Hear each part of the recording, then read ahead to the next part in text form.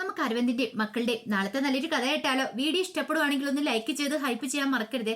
അതോടൊപ്പം തന്നെ ആദ്യമായി കാണുന്നവരാണെങ്കിൽ സബ്സ്ക്രൈബ് ചെയ്യാനും മറക്കരുത് കേട്ടോ. അങ്ങനെ ഒടുവില് കാവേരിയും നീളെ എല്ലാരും കൂടെ സംസാരിച്ചുകൊണ്ടിരിക്കുന്ന സമയത്താണ് ശാരദ അങ്ങോട്ടേക്ക് വരുന്നത്. ഓരോ കാര്യങ്ങളൊക്കെ പറഞ്ഞ് അങ്ങനെ കഥകളൊക്കെ പറഞ്ഞ് നീളമോളെ സന്തോഷിപ്പിക്കാനായിട്ട് അവര് പെടാപ്പാട് പെടുന്നത് ശാരദ കണ്ടു. ശാരദയ്ക്ക് ഭയങ്കര വിഷമമായിപ്പോയി. നീളമോള് നല്ല സന്തോഷത്തിലാണ്. പക്ഷെ എങ്കിൽ അവരെത്രമാത്രം വിഷമിക്കുന്നുണ്ട്. നീളമോളെ ഈ കാര്യങ്ങളൊക്കെ അറിയിക്കാതിരിക്കാൻ വേണ്ടി അവൾക്ക് ഹൃദ്രോഗം ഉണ്ടെന്നുള്ള കാര്യം അറിഞ്ഞിട്ടുണ്ടെങ്കിൽ അത് അവൾക്ക് സഹിക്കാൻ പറ്റില്ല. സർജറി എന്നൊക്കെ പറഞ്ഞിട്ടുണ്ടെങ്കിൽ തന്റെ കുഞ്ഞ് തകർന്നു പോകുന്നുള്ള കാര്യം ശാരദയ്ക്ക് അറിയായിരുന്നു. ശാരദ സങ്കടപ്പെട്ട് അങ്ങോട്ട് പോകുമ്പോഴത്തേനും കാവേരി പെട്ടെന്ന് എഴുന്നേറ്റു. ഞാൻ ഇപ്പൊ വരാം, നിങ്ങൾ സംസാരിക്കാൻ പറഞ്ഞിട്ട് നേരെ ശാരദയുടെ മുറിയിലേക്ക് ചെല്ലുവാണ്.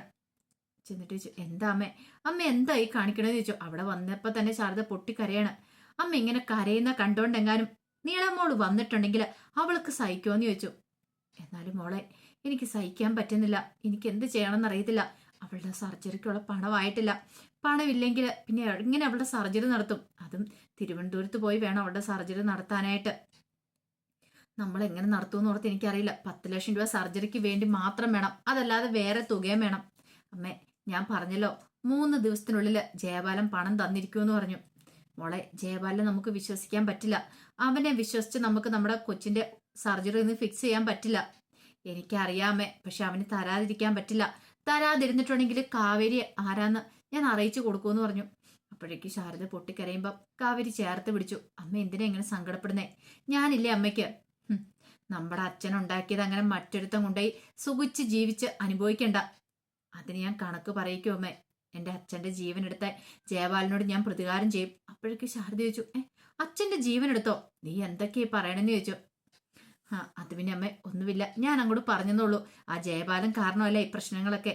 മോളെ, തൽക്കാലത്തേക്ക് നീ ഇനിയിപ്പോ അതിന്റെ പിന്നാലെ പോകണ്ട. നിനക്കൂടെ എന്തെങ്കിലും സംഭവിച്ചു പോയിട്ടുണ്ടെങ്കിൽ ഞങ്ങൾക്ക് പിന്നെ ആരാ ഉള്ളതെന്ന് ചോദിച്ചു. അമ്മ വിഷമിക്കാതിരിക്കുക, എനിക്കൊന്നും സംഭവിക്കാനൊന്നും പോകുന്നില്ല എന്ന് പറഞ്ഞുകൊണ്ട് ശാരദയെ ആശ്വസിപ്പിച്ച് കാവേരി. ഈ സമയത്ത് ജയപാലന്റെ മനസ്സറിയ ശിവരാമനാണ്. അവൻ ചതിച്ചു. അവനൊറ്റി. അവനെ അങ്ങനെ വെറുതെ വിട്ടിട്ട് കാര്യമില്ല. അങ്ങനെ ഒടുവില് ശിവരാമനെ കാണാനായിട്ട് പോവാണ്. അപ്പൊ തോട്ടത്തിലേക്ക് ചെന്ന് കഴിഞ്ഞപ്പോ അന്ന് ശിവരാമൻ എത്തിയിട്ടില്ലെന്ന് അറിഞ്ഞു. അവൻ എന്താ പോലും വരാത്തെ എന്ന് കരുതിയിട്ട് നേരെ ജയപാലൻ വീട്ടിലേക്കാണ് ചെല്ലുന്നത്. അങ്ങനെ ചെന്ന് കഴിഞ്ഞപ്പോഴത്തേനും ശിവരാമന്റെ ഭാര്യ ഇറങ്ങി വന്നിട്ട് പറഞ്ഞു, അതെ, ശിവരാമേട്ടനോട് ഇല്ലാന്ന് പറഞ്ഞു. അല്ല, അയാൾ എവിടെ പോയി? എവിടെ പോയെന്ന് അറിയത്തില്ല, സിറ്റിക്കെന്നും പറഞ്ഞ് ഇറങ്ങിയതാ. ശിവരാമന് മനസ്സിലായി ഇനിയിപ്പം ജയപാലന്റെ കൂടെ ജോലി ചെയ്യാൻ പറ്റില്ല. അയാൾ തന്നെ വെറുതെ വിടലെന്നറിയാം. അയാളുടെ തോട്ടത്തിലേക്കാനും പോയിട്ടുണ്ടെങ്കിൽ ഉറപ്പായിട്ടും തന്നെ അവിടെ വെച്ച് തീർത്ത് കളയും. കാരണം കാവേരി ഈ കാര്യങ്ങളൊക്കെ അറിഞ്ഞെന്ന് അന്ന് അരവിന്ദൻ ഇവിടെ വന്ന് പറഞ്ഞ കാര്യങ്ങളൊക്കെ അത് കാവേരി അറിഞ്ഞെന്നറിഞ്ഞ അയാൾ വെറുതെ ഇരിക്കില്ല. അയാൾ ഒറ്റയെഴുത്തിന് എല്ലാത്തിനും കാരണം. അപ്പൊ അതുകൊണ്ട് ശിവരാമൻ ഭാര്യയോട് പറഞ്ഞിട്ടുണ്ടായിരുന്നു, എന്നെ അന്വേഷിച്ച് വന്നിട്ടുണ്ടെങ്കിൽ ഞാനിവിടെ ഇല്ലെന്ന് പറയണമെന്നൊക്കെ. വളരെ കൃത്യമായിട്ട് തന്നെ ശിവരാമന്റെ ഭാര്യ കാര്യങ്ങളൊക്കെ പറഞ്ഞു. ജയപാലിന് മനസ്സിലായി ഇനിയിപ്പം അയാളെ പിടികിട്ടാന്ന് പറഞ്ഞാൽ എത്ര എളുപ്പമുള്ള കാര്യമല്ല. മിക്കവാറും അവൻ തോട്ടത്തിലേക്കും പണിയാൻ വരാൻ ചാൻസ് കുറവാണ്. അവന് കാര്യങ്ങളൊക്കെ മനസ്സിലായിട്ടുണ്ട്. പക്ഷെ എത്ര നാൾ അവനിങ്ങനെ ഒളിച്ചിരിക്കാൻ പറ്റും? തന്റെ കൈ വന്ന് പെടും എന്നൊരു ചിന്തയോട് കൂടിയിട്ടാണ് ജയപാലൻ പോകുന്നത്. ഈ സമയത്ത് നിവിൻ ആകെപ്പാടെ സങ്കടത്തോടെ വീട്ടിലേക്ക് വരുന്നേ. 10 ലക്ഷം രൂപ നീളമോളുടെ സർജറിക്ക് വേണ്ടി കൊടുക്കാന്ന് പറഞ്ഞ പാവം. ഇടയ്ക്കെപ്പോ ചെന്നാലും നീളമോൾ ഓടി വരും നിവിനേട്ടാന്നും പറഞ്ഞോണ്ട്. പിന്നെ ഇങ്ങനെ ചില വർത്താനവാ, നിർത്തത്തില്ല. പക്ഷെ അവളുടെ സർജറിക്ക് വേണ്ടി 10 ലക്ഷം കൊടുക്കാന്ന് പറഞ്ഞിട്ട് അവര് വേണ്ടാന്ന് പറഞ്ഞു. തന്നെ ഉള്ള ദേഷ്യം കൊണ്ട്. തന്റെ രാഗിണിയുടെയും വിവാഹമാണ്. അപ്പൊ അതൊന്നും അവർക്ക് ആർക്കും ഇഷ്ടപ്പെട്ടിട്ടില്ല. എന്ത് ചെയ്യാൻ പറ്റും? എങ്ങനെയെങ്കിലും ഈ ബന്ധത്തിൽ നിന്ന് പിന്മാറണമെന്നുണ്ട്. പക്ഷെ അച്ഛനും അമ്മയൊന്നും സമ്മതിക്കുന്നുമില്ല. അതൊക്കെ ഓർത്ത് വിഷമിച്ചു വരുമ്പോഴത്തേനും രാജേശ്വരിയും സത്യനാഥനും കൂടെ സംസാരിച്ചിരിക്കുമായിരുന്നു. ഇവനെ കണ്ടു കഴിഞ്ഞപ്പോഴത്തേനും രാജേശ്വരി ചോദിച്ചു, അല്ല ഇതെവിടെ ഊരുവിറ്റാൻ പോയിട്ട് വരുന്ന ആടാ? അമ്മയ്ക്ക് എന്താ അമ്മേ? ഞാൻ പിന്നെ എപ്പോഴും പൊരുന്നക്കോഴിയെപ്പോലെ വീടിനകത്ത് കയറി അടയിരിക്കണോ?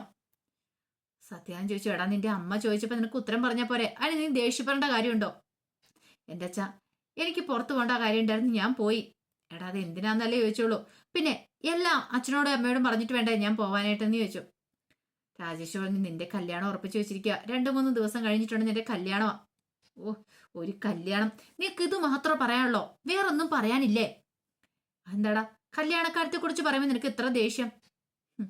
ഒരു കാര്യം ഞാൻ പറഞ്ഞേക്കാം, എങ്ങാനും കാലുവാരിത്തരം കാണിക്കാനാ ഭാവമെങ്കില് പിന്നെ നിന്റെ അച്ഛനും അമ്മയും ജീവനോടെ ഉണ്ടാകത്തില്ല എന്ന് പറഞ്ഞു. അതൊക്കെ രാജേശ്വരി പറഞ്ഞ് നിവിൻ കേട്ടുകഴിയുമ്പോൾ നിവിന് ദേഷ്യമായി. എപ്പോഴും പറയുന്നുണ്ടല്ലോ ഇല്ലാതാകും ആകുന്ന, എനിക്ക് പിന്നെ അതങ്ങ് ചെയ്തുകൂടെ? മനുഷ്യനെ വെറുതെ എപ്പോഴും ഭ്രാന്ത് പിടിപ്പിക്കാനായിട്ട്. സമന്തലേറ്റി ഇവിടെ നടക്കുന്നത്. അപ്പോഴാണ് ചാകും ചാകും എന്നും പറഞ്ഞുകൊണ്ട് എങ്കിൽ പോയി ചാക് എന്ന് പറഞ്ഞ് ദേഷ്യപ്പെട്ട് അങ്ങോട്ട് കയറിപ്പോയി. അങ്ങനെ നിവിൻ പറയുന്ന ഒരിക്കലും രാജേശ്വരി പ്രതീക്ഷിച്ചില്ല. അപ്പോഴേക്കും രാജേശ്വരി പൊട്ടിക്കറിയുമ്പോൾ സത്യനാരായണൻ ആശ്വസിപ്പിച്ചു. സാരമില്ല, പോട്ടെ. അവന്റെ മനസ്സിലിപ്പോ എന്തൊക്കെയോ ടെൻഷൻ ഉണ്ട്, അതുകൊണ്ട് അവൻ ഇങ്ങനെയൊക്കെ പറയണേ. നീ അന്ന് കാര്യമാക്കേണ്ട രാജി. അവനെ നമുക്കറിയരുതോ, നമ്മുടെ മകനില്ലേ അവന് എന്നൊക്കെ പറഞ്ഞുകൊണ്ട് ആശ്വസിപ്പിക്കുകയാണ്. എന്നാലും രാജേശ്വരി മനസ്സിൽ ടെൻഷൻ. ആ കാവേരി എന്ന് പറയുന്നവള് കാരണമാണോ നിവിൻ ഇങ്ങനെയൊക്കെ തലതിരിഞ്ഞു പോകുന്നേ? ഇനി കല്യാണം അങ്ങനെ നടക്കാതെ പോയിട്ടുണ്ടെങ്കിൽ ജയബാലനോട് എന്ത് സമാധാനം പറയണമെന്ന് അറിയില്ല. സത്യനാഥൻ ആശ്വസിപ്പിച്ചു. എടി, അങ്ങനെയൊന്നും സംഭവിക്കില്ല, നീ ധൈര്യമായിട്ടിരിക്കുക, കല്യാണം ഒക്കെ നടക്കും എന്നൊക്കെ പറഞ്ഞു. ഈ സമയത്ത് ഗംഗയുടെ അടുത്തേക്ക് ശാരദയെന്ന് സംസാരിക്കുന്ന സമയത്ത് ഗംഗ പറഞ്ഞു, അമ്മേ, എന്താണെങ്കിലും ഇവിടെ നിൽക്കുന്നതുകൊണ്ട് ഒരു പ്രയോജനമൊന്നും തോന്നില്ല. നമുക്ക് ഈ വീട് സ്ഥലമൊക്കെ പണയം വെച്ചിട്ട് നമുക്ക് നിളമോളുടെ സർജറി നടത്തേണ്ടതെന്ന് ചോദിച്ചു. അപ്പോഴേക്കും ഒരു നിമിഷം ആലോചിച്ചിട്ട് ശാരദ പറഞ്ഞു, ആഗ്രഹമില്ലാഞ്ഞിട്ടല്ല, നമുക്ക് പിന്നെ സർജറിയും കാര്യങ്ങളൊക്കെ നടത്തണമെങ്കിൽ തിരുവനന്തപുരത്തിൽ പോകണ്ടേ? ഒരു കാര്യം ചെയ്താലോ, നമുക്ക് തിരുവനന്തപുരത്ത് എവിടെയെങ്കിലും പോയി വാടകയ്ക്ക് ഒരു വീടെടുത്താലോ എന്ന് ചോദിച്ചു. എന്നിട്ടോ? അല്ല, നിലമോളുടെ സർജറിയുടെ സമയത്ത് അവിടെ വേണ്ടേ നമ്മൾ നിൽക്കാനായിട്ട്? പോയി വരവൊന്നും നടക്കില്ലല്ലോ. അപ്പം ഞാൻ നോക്കിയിട്ട് അവിടെ തന്നെ നിൽക്കുന്നത് നല്ലതെന്ന് തോന്നേ. അവിടെ എവിടെയെങ്കിലും വീട് വാടകയ്ക്ക് എടുത്തിട്ട്, അല്ലെങ്കിൽ പിന്നെ ഇത് വിൽക്കണം. പക്ഷെ വിൽക്കാന്ന് പറഞ്ഞിട്ടുണ്ടെങ്കിൽ അരവിന്ദേട്ടൻ കഷ്ടപ്പെട്ട് ബുദ്ധിമുട്ടി ഉണ്ടാക്കിയതാ, അത് വിറ്റ് കളയാനും എനിക്ക് തോന്നില്ല. ഗംഗ പറഞ്ഞു, അമ്മ ഇത്ര മാത്രം ടെൻഷൻ അടിക്കല്ലേ, നമുക്ക് എന്തിനും എതിരും വഴിയുണ്ടാക്കാം. കാവേരിയും യമുനയൊക്കെ വന്നോട്ടെ, അവരോടും കൂടി ചോദിക്കാന്ന് പറഞ്ഞു. ശാരദ പറഞ്ഞു, അല്ല, മോളുടെ സർജറിക്ക് വേണ്ടി എന്തായാലും അവിടെ പോയി നമ്മൾ താമസിക്കണമല്ലോ, അപ്പൊ അതുകൊണ്ടാണ് ഞാൻ പറഞ്ഞത് നമുക്ക് കുറച്ചാൾ അവിടെ താമസിക്കാന്ന്. സർജറി കഴിഞ്ഞാലും പിന്നെ ഹോസ്പിറ്റലിൽ പോകേണ്ടതുകൊണ്ട് അത് എളുപ്പമായിട്ടുള്ള കാര്യമായിട്ട് എനിക്ക് തോന്നുന്നേ. നമുക്ക് ഈ വീട് അടച്ചിട്ടിട്ട് പോവാം. ഗംഗ പറഞ്ഞു, അമ്മേ, വീട് അടച്ചിടുക മാത്രമല്ല സർജറിക്കുള്ള പണം ഉണ്ടാക്കണ്ടേ, വെറുതെ പോയിട്ട് കാര്യമില്ലോ എന്ന് പറഞ്ഞു. അതെ, അതും എനിക്കറിയാം മോളെ. കാവേരി പറയുന്ന 3 ദിവസത്തിനുള്ളിൽ തന്നെ അവള് പണം ഉണ്ടാക്കുന്ന, പക്ഷേ എങ്കിൽ എനിക്ക് അത്രയും കൂടി വിശ്വാസം പോരെന്ന് പറഞ്ഞു.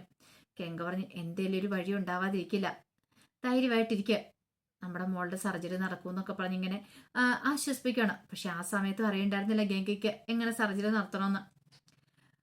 രാത്രിയായി കഴിഞ്ഞപ്പോഴത്തേനും വിനീത് വരുന്നുണ്ട് വീട്ടിലേക്ക്. വിനീത് വരുമ്പോൾ ആകെപ്പാടെ വിഷമിച്ചിരിക്കുന്ന ഗംഗയെ കാണുന്നേ. പിന്നീട് ഗംഗയുടെ കാര്യങ്ങളൊക്കെ തിരക്കി കഴിഞ്ഞപ്പോഴത്തേനും ഗംഗ കാര്യങ്ങൾ പറയണം. എല്ലാം കേട്ട് കഴിഞ്ഞപ്പോഴും വിനീത് പറഞ്ഞു, അതെ, അവളുടെ സർജറിയുടെ കാര്യമല്ലേ, നമുക്ക് നോക്കാം. ഞാൻ എൻ്റെതായ രീതിയിൽ ശ്രമിക്കുന്നുണ്ട്.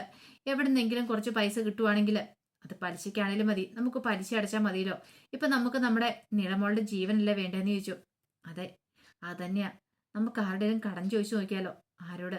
അറിയാവുന്ന ആരുടെയും ചോദിച്ചു നോക്കുവാണെങ്കിൽ എന്ന് പറഞ്ഞു. പക്ഷെ ആരോട് ചോദിക്കണം എന്നറിയത്തില്ല. 1-2 ലക്ഷമല്ല, 10 ലക്ഷം രൂപയാണ് വേണ്ടത്.